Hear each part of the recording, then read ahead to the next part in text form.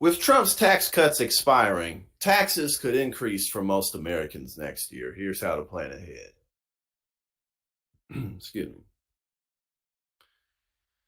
For the past few years, American taxpayers have lived under a time limited reprieve in their federal tax burden thanks to legislation passed at the end of 2017. Yo, that's crazy. Just in terms of how time really flies. At the end of 2025, though, time runs out. Unless the federal government extends the cuts, the majority of Americans will see their taxes increase in 2026. The potential tax hike is quite literally by design. Some history. When then President Donald Trump signed the Tax Cuts and Jobs Act into law in 2017, much was made about the fact that the individual tax cuts expired after 2025, but the timing was necessary for the legislation to be passed. The sunset limited the revenue cost of the Tax Cuts and Jobs Act, enabling it to pass the U.S. Senate under a complicated process called budget reconciliation. The only way Senate Republicans were able to get the number of votes they needed. While an expiration date was set for the individual tax cuts, the cuts to business taxes made in the legislation were permanent. Well, exactly. You feel me? Because, and that's the whole thing about it, People always gloss over that. And then when people's taxes go up, Joe Biden. Joe Biden, goddamn it. But, of course, those business taxes, those corporate taxes, God, well, we going to keep those down. But the rest of you broke motherfuckers, you going to pay the bill. You going to foot the bill. All the rest of you people. All right, so let's see what they talking about. While an expiration date, did I just read that?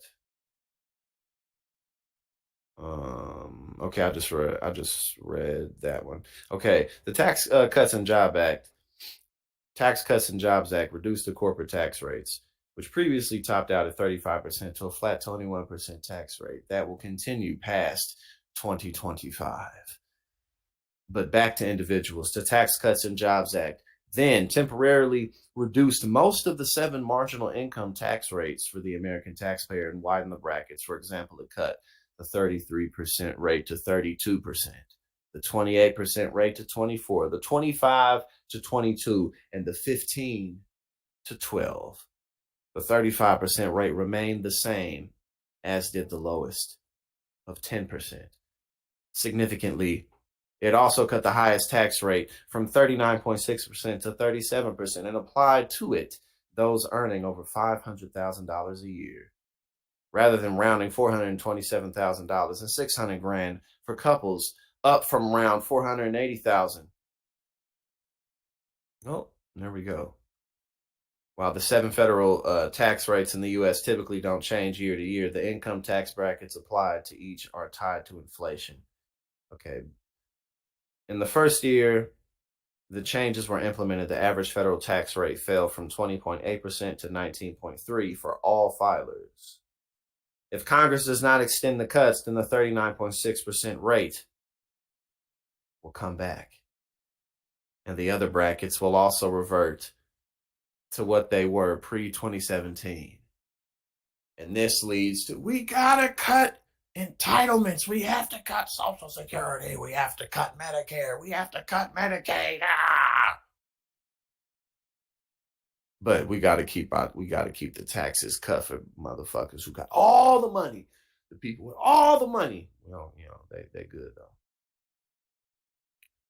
Oh, over 20 provisions from the legislation are poised to expire. Of course, it's possible that Congress could come to an agreement to extend the cuts. Raising taxes is never a popular proposition among the American public. Plan ahead. All right, there we go. Now I'm not going to read into this advice because I'm not qualified to give you tax advice. But the sunset provisions, they getting ready to set, baby. They getting ready to set. There we go.